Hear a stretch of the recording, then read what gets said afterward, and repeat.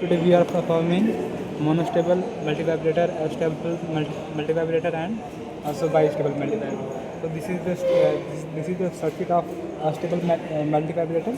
So with this circuit we perform an experiment of stable multivibrator. So let us perform power supply. यहाँ से हम लोग उसको on करेंगे तो ये पावर सप्लाई एक वेरिएबल रेजिस्टेंस जो यहाँ से मैं कंट्रोल कर सकता हूँ, ये 0 पे है ये वेरिएबल रेजिस्टेंस, और इसको फुल करूँगा तो मेरा 50 पे हो जाएगा। फर्स्ट ऑफ ऑल मैं इसको एक कैपेसिटर के थ्रू यहाँ पे जो है कनेक्ट कराऊँगा। अभी ये वाला भी इंटरनली कनेक्टेड है, तो मैं भी इसका जो सेकंड टर्मिनल दिया हूँ यहाँ से पावर को मैंने ऑन कर दिया, और ये जो VCC है इसका जो वोल्टेज है वो शो कर रहा है वो 5 वोल्ट है ना। और यही जो मेरा VCC है ये वाला गया मेरा ट्रांजिस्टर, ये गया एक रेजिस्टेंस पे। ये रेजिस्टेंस है मेरा 15 किलो ओम का, सेकंड वाला रेजिस्टेंस है 15 किलो ओम, प्लस इसमें एडिशनल वेरी करने वाला रेजिस्टेंस ऐड है जो यहाँ से मैं कंट्रोल कर सकता हूँ। ये जिसका वेरिएशन 0 to 50 किलो ओम तक होगा, तो यहाँ से मैं इसको यहाँ तक वेरी कर दूँगा। इनिशियल केस में मैं इसको 0 कर दूँगा, और मेरा ये जो दोनों रेजिस्टेंस है वो 15 किलो ओम के रहेंगे, और जो ये सेकंड वाला रेजिस्टेंस है वो 1 किलो ओम का है, और यहाँ पर भी 1 किलो ओम का रेजिस्टेंस ऐड है। अब ये रहा मेरा फर्स्ट ट्रांजिस्टर PNP, और ये रहा मेरा सेकंड ट्रांजिस्टर PNP। अब जैसे ही मैं इसको पावर सप्लाई ऑन करूँगा बाइसिंग के थ्रू मेरा कलेक्टर पे कुछ स्क्वायर वेव जनरेट होगा अस्टेबल के केस में। ये चीज़ जनरली ये अस्टेबल का सर्किट है, तो मेरे यहाँ पे स्क्वायर वेव जनरेट होगी। तो चलिए देखते हैं कैसे स्क्वायर वेव जनरेट हो रही है। इसके बेसिस पे मैंने ये सर्किट बनाया है।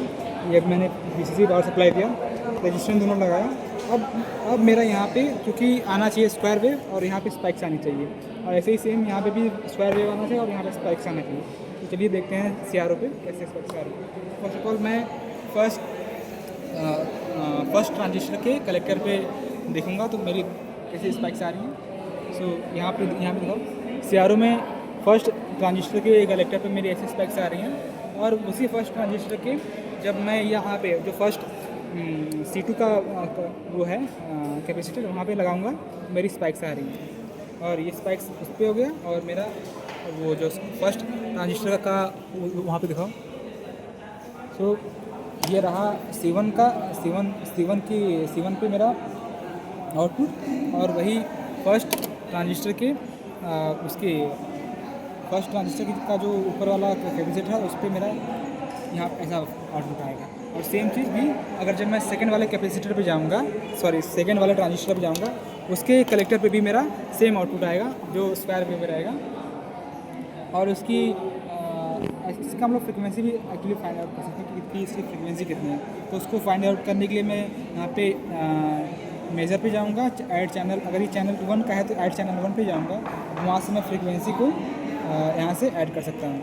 मेरी फ्रिक्वेंसी भी आ गई, मेरी फ्रिक्वेंसी 4.584 किलोहर्ट्ज़। तो ये रहा अस्टेबल का सर्किट डायग्राम। चलते हम लोग मोनोस्टेबल का सर्किट, जहाँ पे मैं जस्ट ये अस्टेबल वाला जो यहाँ पे चार्जिंग वाला था रेजिस्टेंस, उसको मैंने हटा के ये वाला कैपेसिटर 470 पिकोफैरेड का लगाया। सेम सर्किट बनाई, Q1 के ट्रांजिस्टर के बेस पे मैं ट्रिगरिंग दूंगा स्क्वायर वेव से। तो ये मेरा फंक्शन जनरेटर है, यहाँ से मैंने स्क्वायर वेव को इनपुट ले लिया, 500 हर्ट्ज़ का है, और वो मैंने ट्रिगरिंग दिया है Q1 ट्रांजिस्टर के बेस पे। तो ये मैं यहाँ से दूंगा, ये मेरा Q1 ट्रांजिस्टर हो गया, उसका बेस ये वाला हो गया। यहाँ से मैं इसको ट्रिगरिंग दूंगा मोनोस्टेबल के लिए, मेरा ट्रिगरिंग हो गया। अब सेम चीज़ परफॉर्म होगी, मेरा पावर सप्लाई ऑन है, VCC इसके थ्रू ऐड है। यहाँ से मेरा रेजिस्टेंस है 4.7 किलो ओम का, और वहाँ से मेरा उसके पैरेलल में 470 पिकोफैरेड का कैपेसिटर जुड़ा हुआ है। और ये वाला चीज़ें सेम चीज़ मेरी अस्टेबल की जैसे रहेगी, बस चेंजेस हुआ है इसमें। तो अब देखते हैं कि आउटपुट में कैसा आता है। आउटपुट के लिए जब मैं इसके बेस ट्रांजिस्टर Q1 के कलेक्टर पर देखूँगा तो मेरा जो आउटपुट में आएगा वो स्क्वायर वेव ही आएगी, और ये मेरा स्क्वायर वेव आ रहा है उसके बेस पे। और उसके कैपेसिटर पे अगर देखेंगे तो मेरा वही स्पाइक्स मिल रही हैं जो आपको विजिबल हो सकती हैं, ऐसे स्पाइक्स आएंगी। और ये उसके कलेक्टर पे मेरा ये आउटपुट आया स्क्वायर वेव। क्योंकि मोनोस्टेबल का केस है, तो मेरी ये जो वेव्स मेरी आ रही हैं ये मोनोस्टेबल को शो करती हैं कि किसी पर्टिकुलर स्टेट के लिए ही वो ऑन है, बाकी हर टाइम ऑफ है।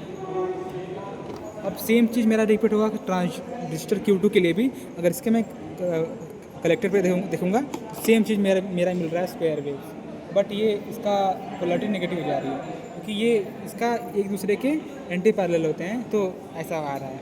अब इसके अगर मैं जो ये वाला फर्स्ट कैपेसिटर है उस पर अगर देखूँगा तो वैसे भी मेरा सेम चीज़ आएगा, ये रहा, और यहाँ पे मेरी स्पाइक्स मिल रही हैं, ये भी वेरीफाई हो रहा है। तो ये रहा अपना मोनोस्टेबल का केस, जो हमारा मोनोस्टेबल का केस आता है वो ये रहा। ये रहा हमारा सर्किट डायग्राम, यहाँ से वेरीफाई हो रहा है, और यहाँ से हम लोग इसका फ्रिक्वेंसी भी फाइंड आउट कर सकते हैं।